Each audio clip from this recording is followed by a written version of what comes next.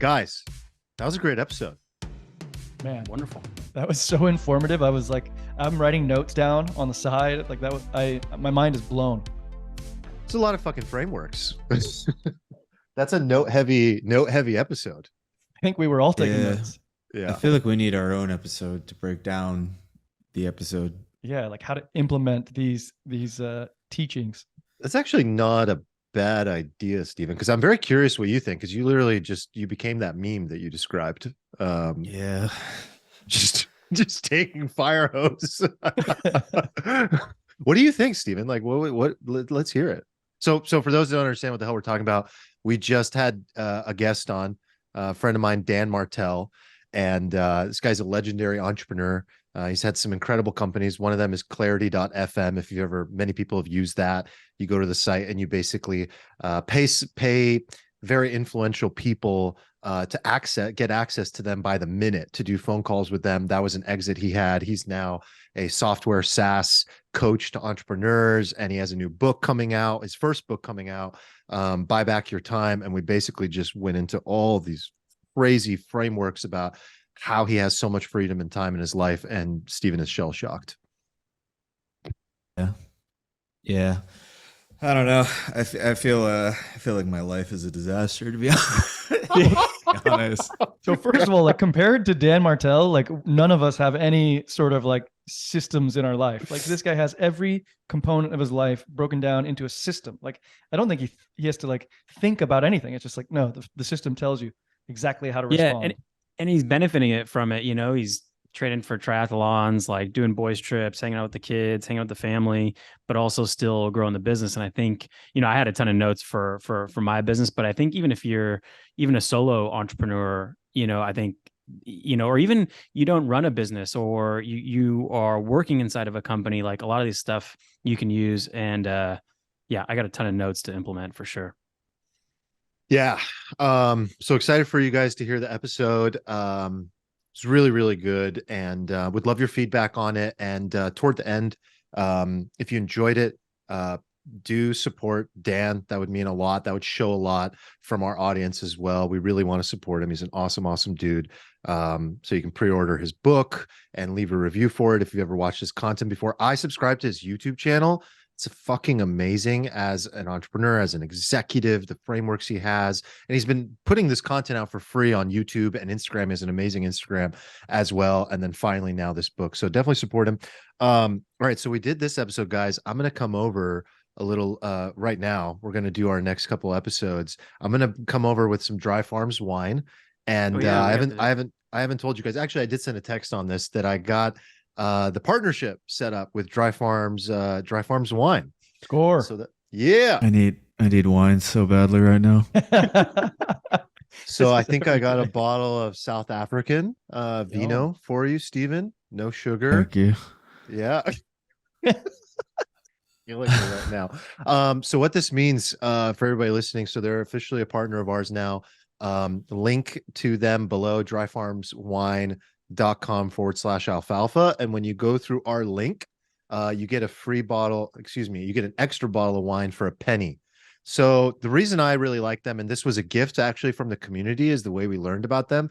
Someone from the community sent us a case of their wine, and it's amazing. And it's like all wine that they source from around the world that is designed to like basically be as clean and pure and organic as possible and not give Stephen a hangover, because hangovers suck from wine. So it's really, really cool stuff. We hope to be drinking a lot of it. We hope to sell a lot of it so that we get to drink more and more of it. So check them out. The link is below. All right.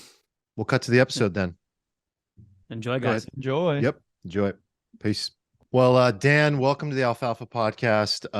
We're excited to have you, man. My pleasure. I'm committed to hopefully making this the best podcast you guys have ever had a guest on. That's my intention. I don't know if I'll be able to deliver, but I like setting some big intentions. Well, dude, we don't have guests often. And when we do, it's because we're absolutely either fascinated by them or admire them or love them or are friends with them like you and I are. And, when we were talking pod, and obviously you have a book coming out as well that we're going to dig into, it was just like a no-brainer. So yeah, man, really excited to have you on. You and I obviously go back, just to give the audience a bit of context. We've worked together. You've been a mentor for me in my life. You're the real deal in so many ways. And that's what I've been telling these guys. And that's the conversation I want to have is you're a man who I admire for so many reasons. And actually, you're going to find this interesting. My wife even follows you and she sends me your videos all the time. And we're always talking about not just our relationship, but how we can commit to being more like you. And I want you to know that you are a role model in that way for people. And I appreciate you putting your life out there and sharing yourself and that example of what a fulfilled, time-free life looks like, because that's what we all want. And what it appears like is that you are just so dialed in with your rituals. And we all, being entrepreneurial and knowing that time is the most valuable asset, want to do that. We want to buy back our time. So I just want you to know we really admire you for that. We all follow you for that reason. And we're just excited to dig in. It's cool, man. I actually just published on Instagram a video about like these 2 meetings I do every week. Today, I just got done both of them. That is this whole like life alignment. One's a meeting with my wife I do every week that kind of gets us on the same page, and then the other one is our house meeting with my house manager, my executive assistant, my wife, and myself to get us all on the same page. And it's like this is trial and tribulations. Like not having these meetings prior caused a lot of pain in my life. So like I'm an open book. I can tell you how things sucked and then kind of the journey I went through to make them suck less. So I'm honored to hear that. Yeah, Well, absolutely. Dan, I want to start off, we're obviously talking about buying back your time. And, I've been an entrepreneur for about 10 years and I have this affinity to this grind harder mindset. Not because I don't think it's logically superior than other approaches, but that's how I made my first business successful. It was 16, 17 hours a day, 7 days a week. And I have an affinity towards it. So I guess, first off, I just want to ask you, like, how should someone like me or even me transition out of that mindset into an approach that you've taken for your life and that you write about in your book and you kind of preach often? Yeah. I mean, there's some beliefs you have to kind of get to a point. A long time ago, I learned that entrepreneurs will not grow into pain. They just won't, right? You hold a knife to their throat and say, walk forward. They're just not going to do it. And growth, typically, if it's not done right, can cause incredible amounts of trauma, conflict, pain in people's lives, specifically in their calendar, right? And I've seen this so many times. It's like you have these opportunities to triple your business next month, but you drag your feet replying to the person or the opportunity for 3, 4, 5, 7, 10 days.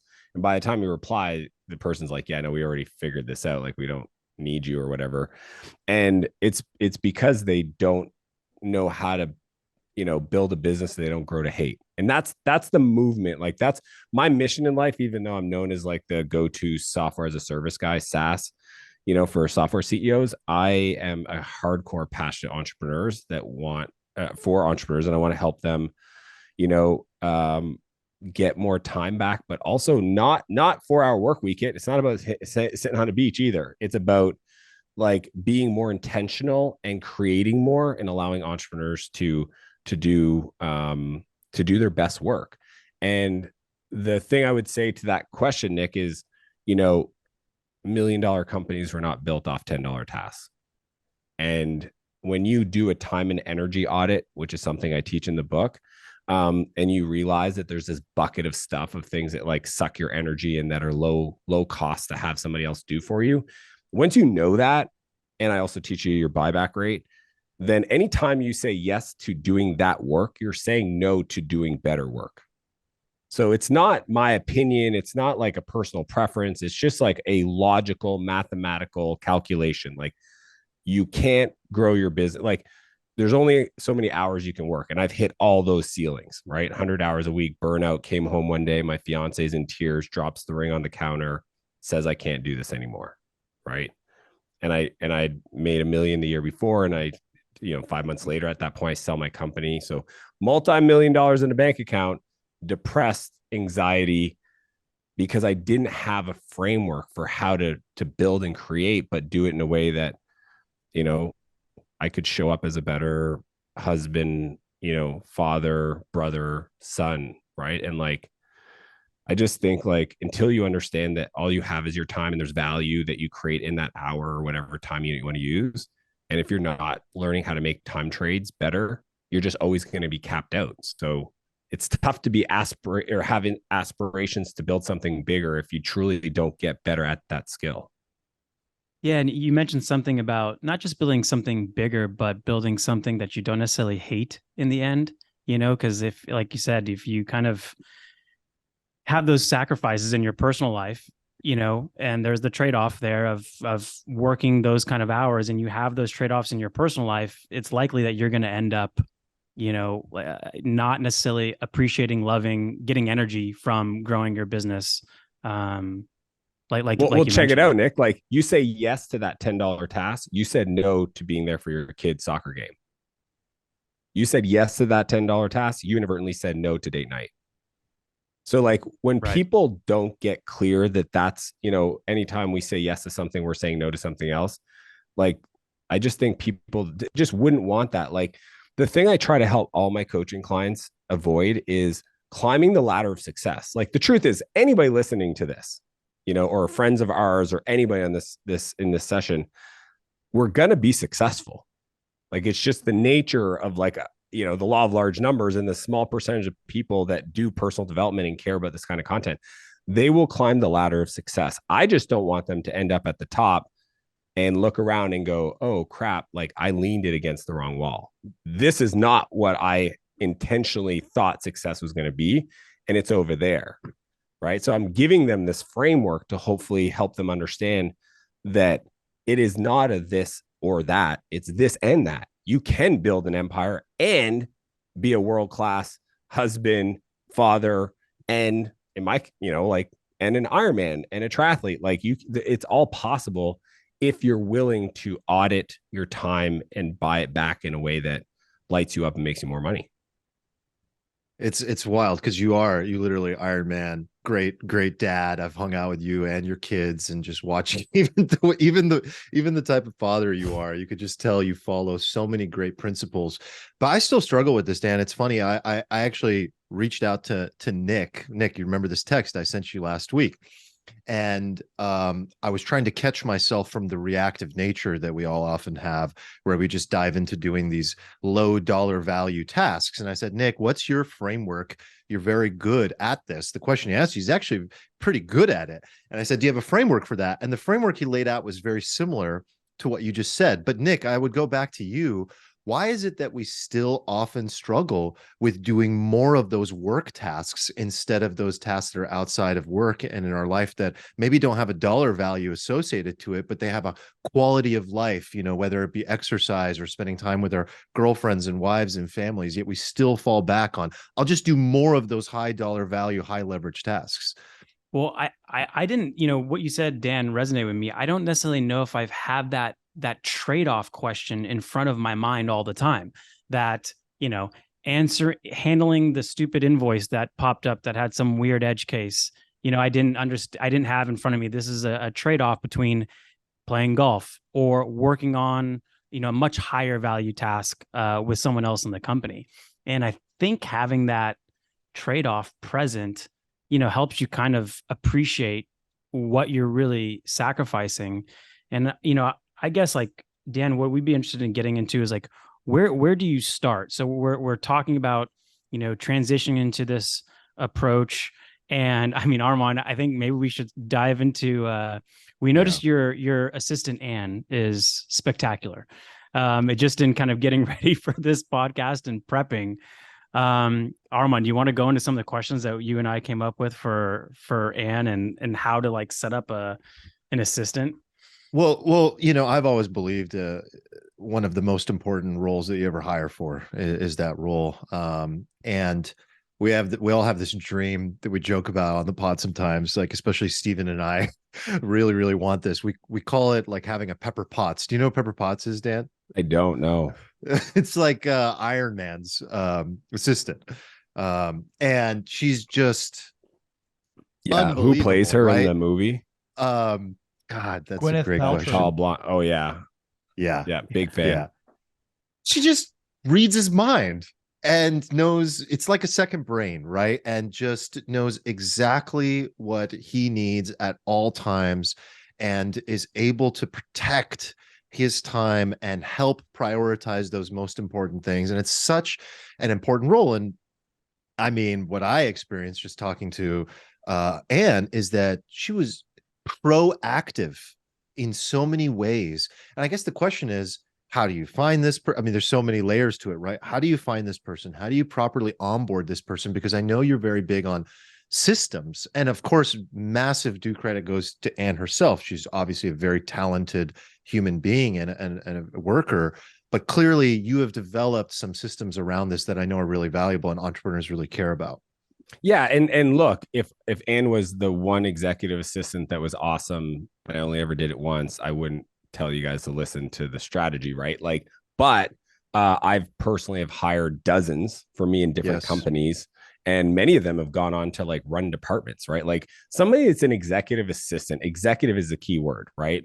There's a great book called The CEO's Secret Weapon, and it's written by the executive assistant to Tony Robbins, previous assistant. And she interviews all the executive assistants of like Warren Buffett and Richard Branson, et cetera, and explains that relationship and why they earn that title of executive assistant. A lot of people, there's different flavors, right? From runners to virtual assistants to, you know, chief of staff now is kind of the new cool, et cetera. But here's the philosophy, right? I have this framework called the replacement ladder. At the bottom of the replacement ladder is an administrative assistant. There's no other place you can tell me you can invest $1 of labor to get more leverage out of your calendar than that, right? Now, the only way that works, and this is what I teach because this is where people get it wrong. They're like, oh, I have a virtual assistant. I'm like, no, you don't understand what I'm talking about. They own two things, okay? And this is what's unique about my approach to leadership is I delegate outcomes, not tasks. The two things she owns 100% of is my inbox and my calendar. I never look at my emails first pass, and I'm not allowed to process anything in my calendar. It all goes through Anne. So because of that, her task list of things to support me on is there front and center for her. She processes, she identifies opportunities, and she executes things that she knows how to do, and things she can't, she puts a list together. And we have a process, right? And I'll actually give it to everybody that they're listening. I mean, this is what's fun for me is I can be super generous and it costs me nothing. The buy back your time principle is like one part, like get more quality of life and then also be better for everybody else. I actually, and I'm going to share this because you guys would probably appreciate it. I think every human's purpose on earth, doesn't matter who you are, is to become the best version of yourself and to share that person with the world. Okay. So the more capacity you create by using these strategies that we're going to talk about, you become more, and then you have more to give, right? And I think it's your responsibility to give and share and teach. And the inbox and the calendar is such a unique one. So like one thing that's different for me is we have a daily stand-up meeting that's very structured. Okay. On there is things that are on my list. So I don't call her in real time to bug her. I write things down but she prompts. So that's the key is I make the other person prompt, not me. I'm not responsible for remembering anything. I just throw it out and then they prompt. What do you got on your list? I'm like, oh, we got to talk about this, this, and this. I'm traveling. I need meals delivered to our Airbnb, blah, blah, blah. So like the setup stuff. And then it's she reviews previous meetings, right? So like, hey, you had these meetings yesterday. You have these meetings this morning so far. Anything I need to process? Nope, we're good. Perfect. Then it's calendar. On Monday, we do a 6-week scan, and throughout the week, we'll do a 2-week scan. And usually it's only things that have changed because I'm very structured. That's another thing though. And I teach all this in the book, right? Because I've been doing this and helping clients, but unless you're a SaaS software entrepreneur, I didn't have anything for you. But like the perfect week is part of this, right? Like if I don't give a pattern for Anne to execute against in regards to like where things go in my life, then there's no way she can support me. If every time she needs to schedule something with me, she has to call me, I'm not buying back much time, right?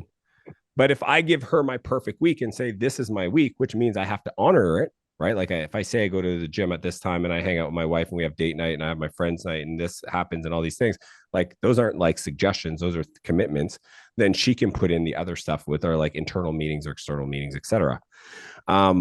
And then so we review calendar stuff, then we review the emails that she can't process. Okay. So I have this whole like email GPS system that I teach, so that you can feel like you're not losing control of your inbox. A lot of people like have control issues, but essentially there's only usually 3 or 4 emails that are like things where she's like, this person seems like they know you, but I search your inbox, I couldn't find anything. They mentioned this, it could be an investment opportunity. So that's why the executive assistant is so powerful, is they're scanning the world for opportunities for you. They're seeing stuff in your inbox and going like, I think this person may have the answer to the thing you told me last week that you need, right? That's the insight stuff. That's like the really beautiful relationship and partnership you can create. And then we review projects, and projects are like outstanding stuff. Like right now I'm doing the book tour stuff, podcast. I'm buying real estate. Like she executes all that, which is funny. So like, just so you know though, and you can ask me like where I found her, how I trained her, all that stuff. But like, Anne is like many of my executive assistants, they come with a pedigree of like experience managing this stuff, right?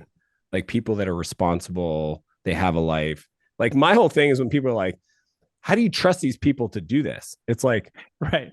These people do this for themselves every day. Like my house manager has her own life in her own house and she manages her life. So she could easily do it for me. Like, it's not like there's something very different about my house. Like I have to pay my insurance and property taxes every year, and my car needs gas and all these like basic things. So it's kind of fascinating. I didn't answer your question because I just want to like, no, I think you got to yeah. something better, actually, deeper. That's more important, because the other stuff, that was the philosophy, right? We need the philosophy to understand the nuts and bolts of, okay, now finding the person. Or totally. You can hire it might somebody be. tomorrow. There's sites out there. Yeah. Priority VA is a great one. I love Trevinia. Delegated.com. I'm actually an owner, and I don't tell people this, but I own delegated.com. But you can use whatever. And like, if you don't have the stuff I just shared, like you said, Armand, like it's just not going to work. You're going to feel like it's missing something, right? Yeah. If you don't give 100% of your inbox over to the person and then create your own folder that she puts stuff in, then you're always never going to be free of your inbox. You're going to be. Can I jump in and ask a follow-up question there? Yeah.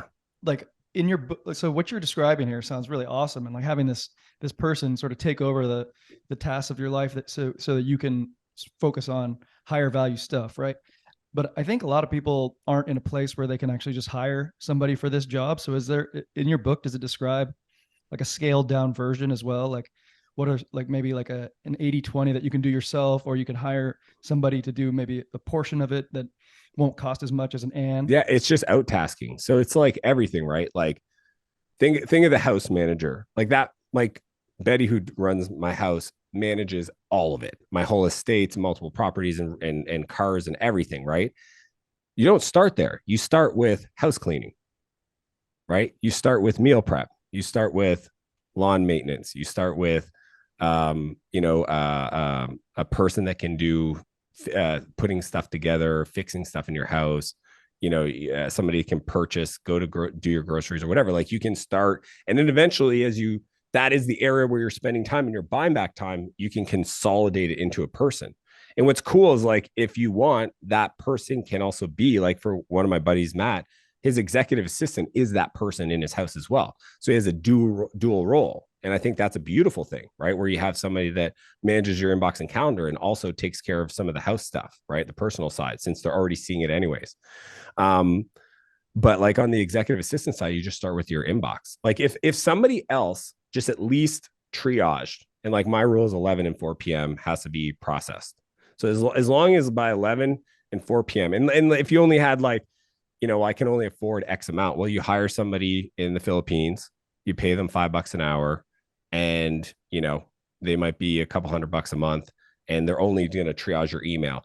That's a good start.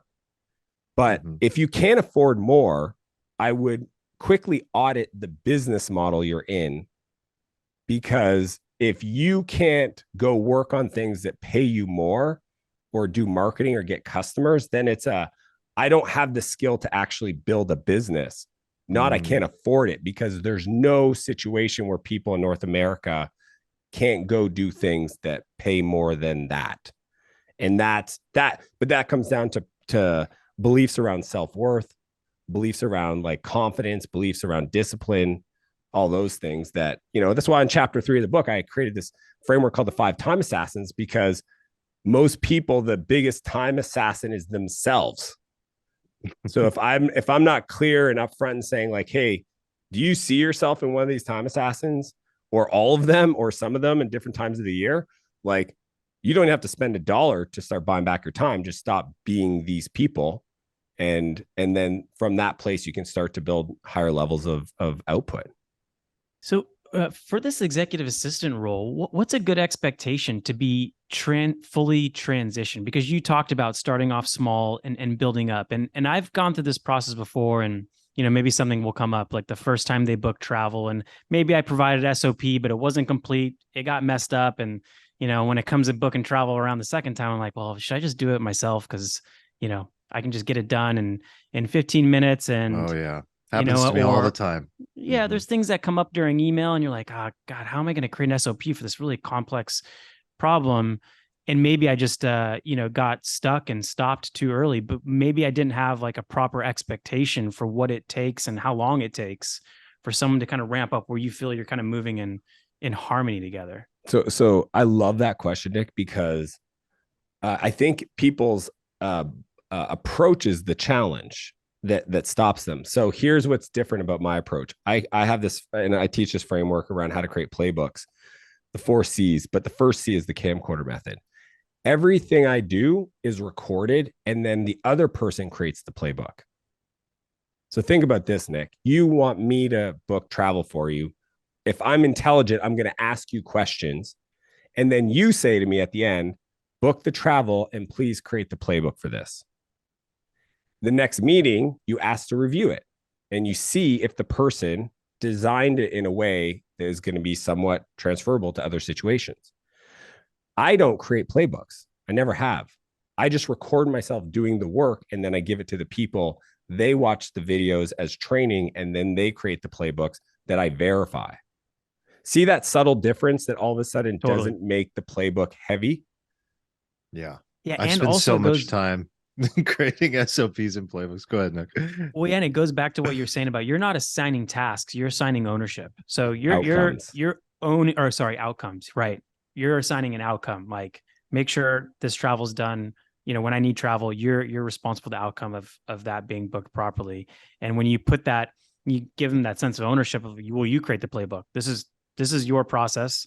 Whatever you need to do to get that outcome, then design the playbook that way. So I think putting the playbook in their hands, that's a mistake I think I've made, as we've kind of talked through this. Well, and I'll tell you where I came to, and I used to be that person. Like, every mistake that I've helped people get past is because I made it myself for years. Like, I've just been building companies since I was really young. And like, I used to have like this super elaborate Confluence wiki when I was like 24, building this company Sphere. And it was just, the problem was it just got stale too quick. It was like, I was always running around trying to keep this thing accurate and up to date while I was running a company, while I was a CEO, while I was hiring. And it was just like, and then when I did my second company after that, I was like, okay, I'm not doing it that way. I've got to find a different way. And the different way was, I'm going to record myself communicating outcomes and desires to other people, and then ask them to do it. So what's cool about that is, like, even with your inbox, imagine you like, I don't have an SOP. I don't even know what I would do. All you do is you open up Zoom, you share your screen, just you, there's nobody else there, and it records, right? You hit record. And as you're processing your inbox, you're talking out loud. And you're seeing this, and you're like, oh, that came from Armand. He's my buddy. The way I know he's my buddy, if you search my inbox, we have 1,500 different email exchanges, etc. And he mentioned this unique personalized thing. So he's my friend. Because of that, I will reply that, put that in my start. This, oh, that's the receipt that goes here. Oh, that's an invoice, needs to get paid. That gets forwarded to finance. And you just talk through it. So then I hire an executive assistant, and I say, your first week is watching these 15 videos of me processing my inbox. It didn't take me any extra time because I just recorded myself doing what I was doing. I just talked while I did it. And then their output of that is creating the first gen of the playbook. This is if you have nothing. And the reason why that's cool is because if the person doesn't work out after 3 months, you can literally hire the next person that was the second best candidate, give them the recordings and the playbook, and then see if they figure it out. See, the reason why people hold on to underperformers for a while is because letting somebody go costs so much to bring them and ramp them up into their team. Yes. I have zero costs. Like if you talk to Ann when she came on, within 2 weeks she was ramped up, and I was involved this much. Zero. Dan. Because you've been no doing Dan. this for so long, and there were playbooks to rely No, on. I had this from a long time ago. It's because Right. the playbook was there, because the training was there, because there was a transition plan already designed. Like, yeah, I just there was no, and it's you start just like building these machines, right? Like my whole thing is like, how do I build repeatable, scalable systems so that I'm a software guy, so like I nerd out on code. I just tried to figure out how do I bring this to business and leadership, you know, like the thing you mentioned, Nick, about like outcomes, right? Most people use a transactional management approach to people. Okay. So what a transactional management approach is, I call it the tell next check loop. It's a doom loop. Tell them what to do, check they got done, tell them what to do next. It's very normal. I mean, I hired my first person. That's what I did. I probably did that for the first 100 people that worked for me. Problem is that at a certain point, usually about 12 employees, 1.3 million in revenue, you get to a place where you wake up, you have the like aspirations for getting stuff done, projects, and you start off by having your first meeting, talking to the person, checking that it got done, telling them what to do, tell them what to do, check it got done. And like you literally spend your whole day managing those 12 people.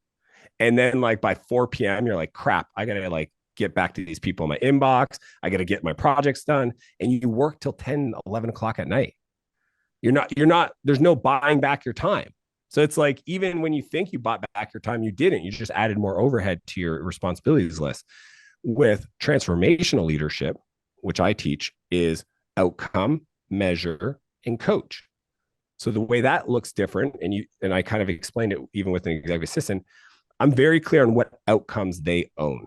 And I describe what finish and great looks like, right? So if it's like, hey, the outcome is we're going to summit that mountain, I'm very clear about that. That's the mountain we're taking. When you're up there, it's going to feel like this. When you look around, these are the people who are going to be there, and you're going to be energized and recharged. You're not going to be burnt out. You're not going to be injured, all these things, like mountain outcome. Measurement. What are we going to measure? Well, you're going to tell me how many feet of elevation you gain per day.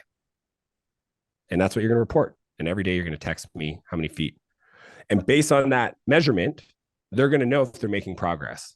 I don't even have to tell them. If one day they did 50 or 1,500 feet of elevation, the next day they did 30, they're going to know themselves, well, I didn't make as much progress as the day before. It's not a feeling, it's a fact. And most people will self-correct even with just that alone. Like if you just give people the right way to measure their progress, that alone, they'll go like, okay, I wasn't as efficient. I need to figure out a better way. But if they can't, then you get to coach them. And coaching for me is very different. Coaching is, number one, I talk about the principle that they violated, not the thing they did. So too often when we give feedback to our teams, we're like, I didn't like the way you replied to me. This is not about that email you replied to. Let's talk about how we communicate in our company. Okay. That's the principle. So I never attack the behavior. I attack the principle that they violated.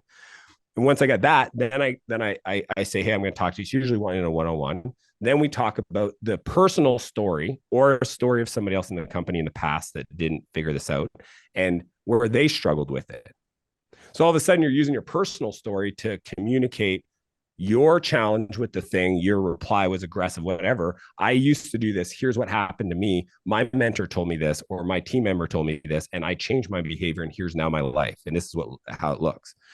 And then the third thing is getting them to commit to a change behavior, like literally saying, based on what I just shared with you, Nick, what's one thing you can commit to me that you'll change going forward? And you go, I won't do this anymore, or I'm going to do this before I do that. And you're like, that sounds awesome. Cool. I really appreciate that commitment. And when you do that coaching process and you focus on outcomes and measurement, you start to build teams that are more self-directed and responsible, that doesn't require you to tell them what to do, check they got done, and tell them what to do next. That's funny because I think you may have answered one of the questions I wanted to ask you. And I think it's in line with what you're talking about. But, I've had stretches as an entrepreneur where I could probably get most of the high value work done in 3 to 4 hours in an office, and I could probably leave. I could probably go to the gym, play golf, go for a walk. but I also have a team in the office, and I would like them to work a full 8+ hours. I want them to, to work as much as possible. And so I kind of feel guilty leaving, or I feel like maybe they're not going to work as hard. Maybe I should lead by example and be there with them. And I would love for you to respond to that, but maybe it's a fact of not giving them the ownership of the outcome, because if the outcome was their goal, then it shouldn't matter whether I'm in the same office with them or not. But I don't know, curious to your response to that, because it kind of brought up that question for me. Yeah, I mean, I do not ask team members to work certain hours or log hours or anything. It is outcome based, it's measurement, and it's coaching. And if you feel like somebody isn't pulling their weight, it's probably because you haven't figured out how to measure the leading indicators to them getting the feedback that they're not pulling their weight. Excuse me. Again, fact over feelings, right? Like your feeling doesn't help. The facts would actually help quite a bit. And the truth is like when you say like, I want to go to the gym, I can get all this stuff done. Maybe that's a good use of your time if that's what you designed, right? So like I do that. I work out in the middle of my day to kind of bring a new set of energy to the afternoon. And like, I don't care if somebody else does it or doesn't do it. Like, but I am working, right? Like we set the standard. So it's like, then the question is what do you fill your time with? So it's like, should you do that in front of them? If that works for you and energy flow throughout the day, for sure, go to the gym. But most people, if I told them you magically Shazam, you've got 2 days back in your week, what are you going to do with that? Most people don't know what to do with that. And that's the truth. So in the book, the buyback loop talks about audit, time and energy management, transfer, kind of what we just talked about with camcorder method or creating playbooks and delegating. And then the third is fill, right? So audit, transfer, fill. Fill is the most unique one because you should be filling it up with things that make you more money than the time you bought back. So if I buy back, a day a week because I have an executive assistant that's managing my inbox and my calendar, that day should go towards activities I can immediately monetize in my business. If I can't do that, then I need to go look at skills I got to go develop and acquire to get to a new level. So what are the skills? What's a bottleneck in my business? It's become a deficit that I got to go learn how to overcome. Second one is mindset and beliefs. Like, how do I upgrade my mindset? Is it meditation? Is it working out is one of them, right? It's like your physical fitness affects your beliefs, right? Like eating sugar will literally, some people are so insensitive to crap eating that they don't even realize that their thoughts are driven through the fuel that they're giving themselves. So it's like looking at that, right? And then the third one is relationships, because at a certain point, the ability to move faster and replace your time is exponentially impacted by the relationships you have. So strategically being deliberate about building relationships, new client relationships, partner relationships, your personal network, people that inspire you. Those are the things you should be filling your time with that will have an exponential impact to then, because like at the end of the day, Nick, like the way I look at it is every year my businesses generate income and I worked X amount of hours. So my buyback rate is whatever that is. And that's the game we're playing. It's how can I do more for the unit of time I put in to get more creation value. And like, there's only 4 ways to get lever. So like time is constant. Nobody has a magical device that bends time yet. Right. So the time is constant. The only thing that changes is the multiplication of the leverage. There's only 4 ways to get leverage. I got this from Naval Ravikant. It's code, software, capital, dollars, code, capital, content, right? So playbooks is content, YouTube, training, videos, record yourself, all content. And then fourth is collaboration. It's people. And that's why for me, I work at getting world-class at all 4 of those to create the most output. That's the equation. That's the game. That is actually the game of business that nobody wants to talk about. Damn. Fire. Welcome to my therapy and coaching session with Dan, everyone. I'm taking notes. I'm taking notes over here on the side. Dan, there's something that I struggle with that you mentioned, and there were definitely some answers there, but I really want to make this concrete for myself. How do you really know when somebody is the right person for that role? And this could be any role in your company, but in particular that executive assistant role. One thing I've struggled with is I've communicated everything that you're communicating about outcomes and about what success looks like, and then about trying to coach that person to success when they hit an obstacle or have a question. And oftentimes the coaching is right back at them. Hey, what's the solution here? Like helping them come up with that. But I've run into a situation where sometimes there are certain people that love transactional leadership. They want you to transact with them. They don't want that transformational outcome oriented leadership. How do you know the difference between these people and when somebody can be coached into outcomes versus not? Because I've often ran into that where people just simply resist and are not the right fit, but then I hold on to somebody for too long because of the conveniences that you described. Yeah, I mean, and I'm not immune to this. Like I went through a period where I went through 3 executive assistants in like 9 months. Okay, so like even I can. And here's a few things. Anytime I have to let somebody go, I use that as a feedback loop that I made a mistake on letting them on the team.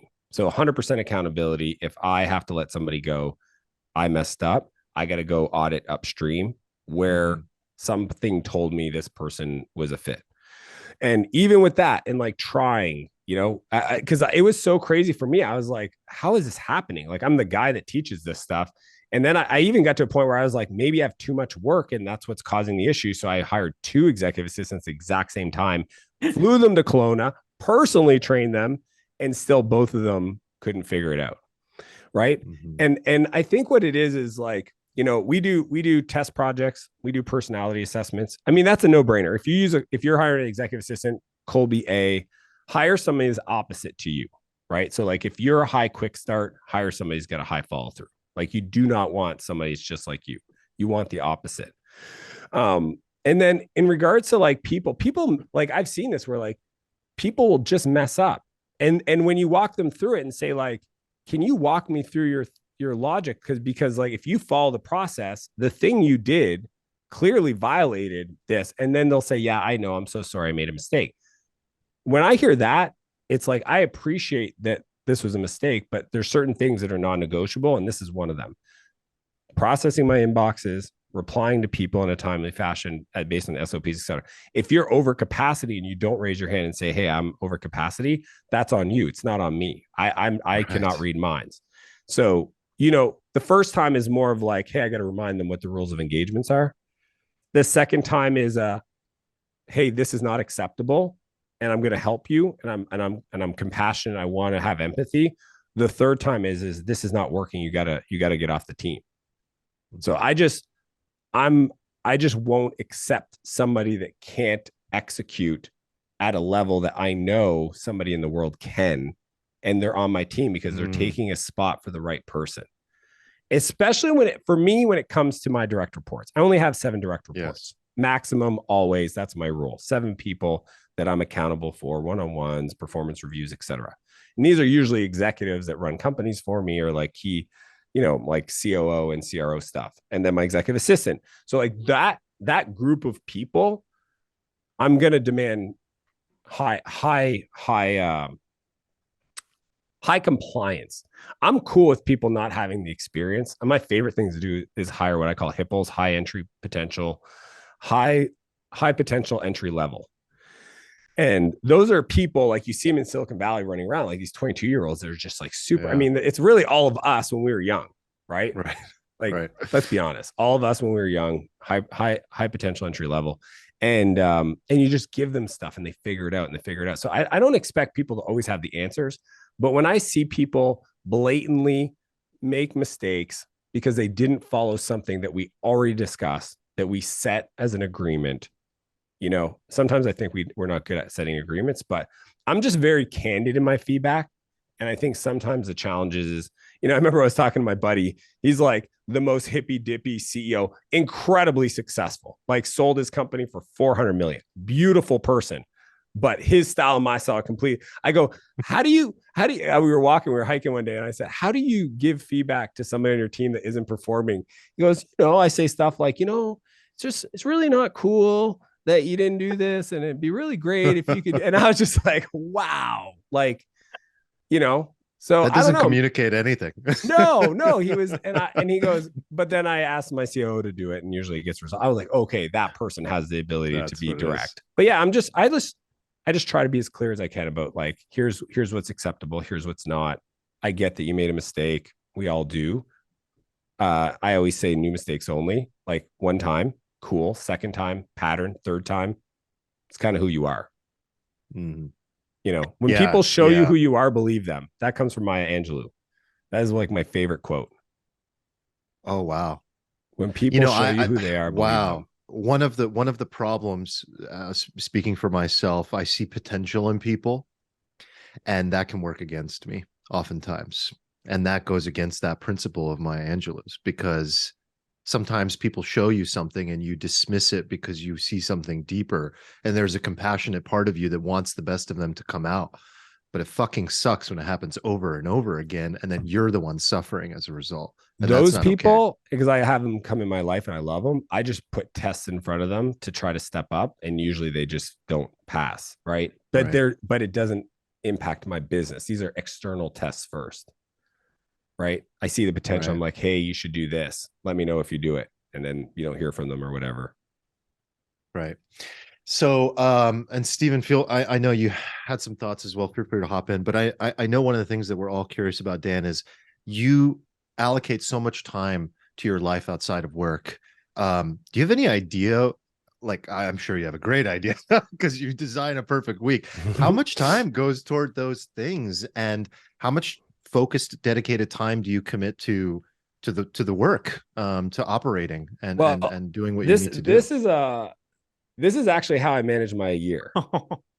Okay. So this is what's called a preloaded year. I've done this process, by the way, guys. Yes. It's amazing. Yeah. I teach it to my clients, and in there, all those colors mean different things. So I have like my wife's stuff, the family stuff, my wife and I only stuff, business stuff, and then boys stuff, like stuff I'm going to do with my brother or my friends or whatever. And I use that one page visual framework to give me a sense of balance, right? Like and also sequencing. Like I used to make the mistake of going on vacation before my big events. I do 3 events a year. And it's like, that's not the time to do it. It's after the event, after I just delivered and I'm ready to kind of like decompress. So like, I did my event in not too long ago. And then my wife and we went to Europe with the kids for 3 weeks. Right.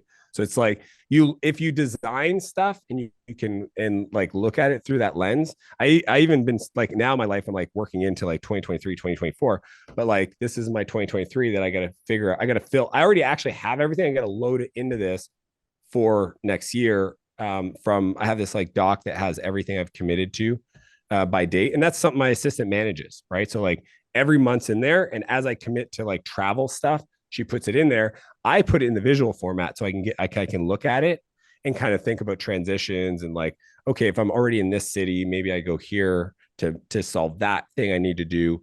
But yeah, I can't say I have like a pattern for like how much stuff I do that's work related versus not. I'm always using feedback on a quarterly basis and doing time and energy audits for myself. But I definitely have gotten to a point where like I do have dinner with my kids every night. I don't travel more than 10 days a month, right? Where I'm away, which for some people sounds like a lot. For me, that's the happy balance. My wife likes when I go away because, it's kind of cute and she texts me and I don't know why. She loves me more when I'm traveling and I'm gone. Yeah. Little distance makes the heart. Yeah. And what's fun for me now is my boys are 9 and 10. I actually like bring them with me. So like I'll go and do a keynote in Vancouver for the day. And I bring my son Noah, and, he takes the day off school, and we like fly in there with no luggage and then fly back that night. And we went to another city for the day, and it was just super fun. So that's the way I think about it. And like, but I want everybody listening to understand, it doesn't start there. Like I didn't have that, right? I just kept working at it and then realized like, okay, every year I like to do a snowboard trip with my buddies. I like to do a snowbiking trip. I like to do some rally racing. Like I want 3 or 4 of those. I want 2. We do 2 countries a year as a family. So you like design what you would like. And if you can afford it, great. If you can't, because you're still starting off in your business and you got to like dedicate some more time, cool. But while you're doing that, buy back your time so that maybe in 2 years you can, right? And then you just keep making those time trades. But like I see people that have like millions in profit or 15 supercars and they're still managing their own shit and then complaining that they're too busy. I'm like, you are not understanding what leverage looks like. You know, you're really good at making money. Yes. You're not very good at leverage, because I spend time with Richard Branson. I watch a guy run, like, he owns 400 companies and he spends 90 minutes a day with the executive assistant over breakfast. And then he's skiing and partying with us all day long. So there's levels to this. Oh, by the way, he travels with his masseuse, 7 homes. Like, the guy is the billionaire that every other billionaire wants to be like. Yeah, and that meeting, as you said, very key point, is over breakfast. It's a Yep. leisurely meeting with his shirt off. Yeah, and it's with Helen. She's been with him for 13 years. Yeah. She runs his life. Everybody knows her. She's the router. She's the traffic cop. You don't get to Richard without going through Helen. And he probably pays her, I'm gonna assume, $250,000 a year. Pepper Potts, baby. Yep. But to get there, you know, there are levels, and Yeah, you to got to get build there, a you have to business and be start- successful. Like, you have to make Yes. money. Like, this is the funny Yes. part, is like, people are like, well, I can't afford to do that. It's like, yeah, your business is broken.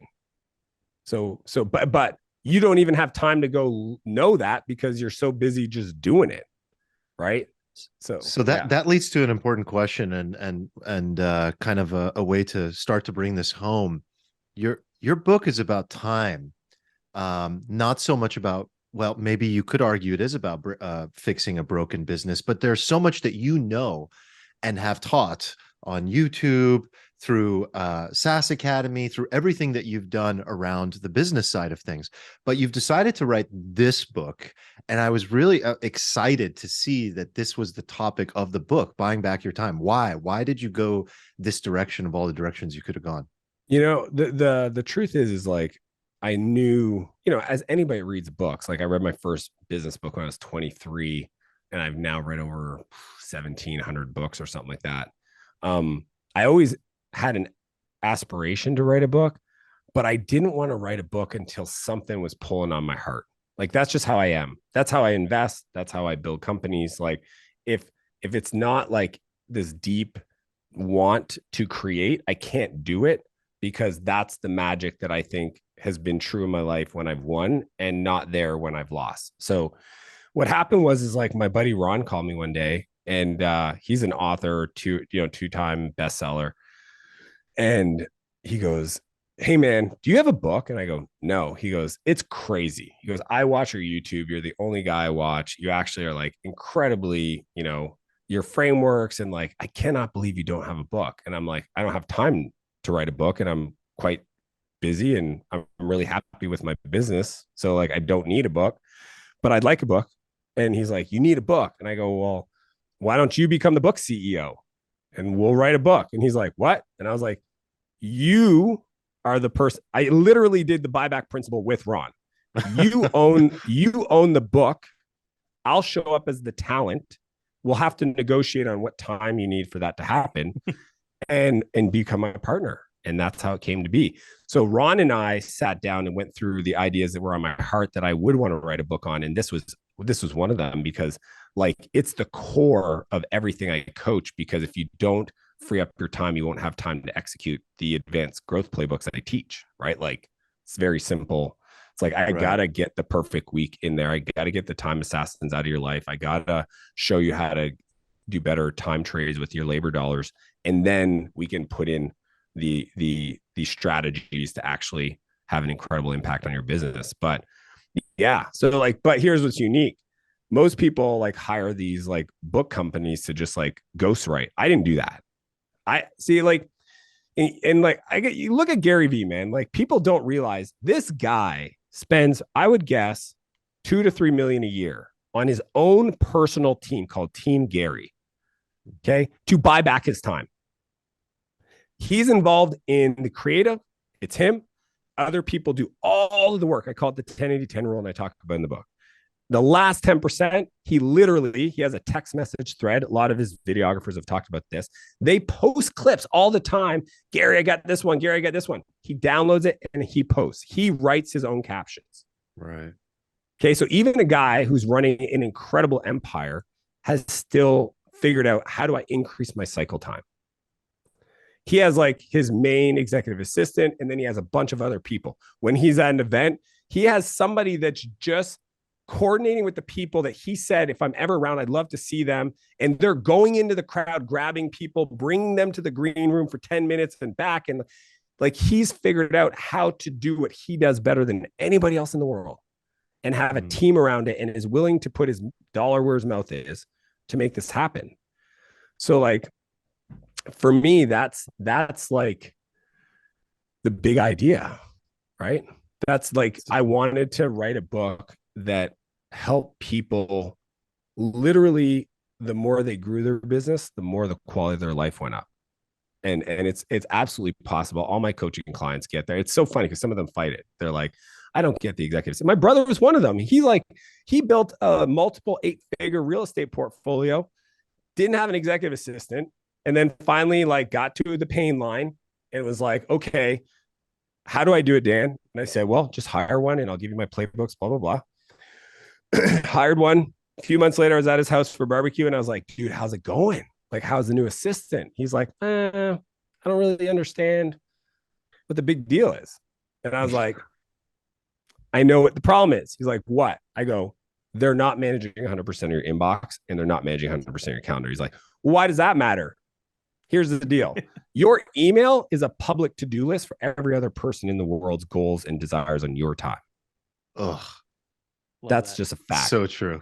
Yeah. And the projects and tasks that you need to buy back is in that inbox. And your processing and routing, that's not what I'm talking about. And he literally went to the work the next day, retrained his person. And then like a week later, he's like, okay, I get it now. And I was like, told you. So like, that to me is like, I needed to share that with the world. And honestly, buy back your time. I want to make it a movement. I want everybody to argue with their friends about like, you need to buy back your time. And like, I don't get it. It's like, read this book, and like, you're not being very efficient with your time. Like, I want to create a space where people are armed to argue with people on how to increase the quality of their lives. And I'm going to give them the tools. And that's my mission.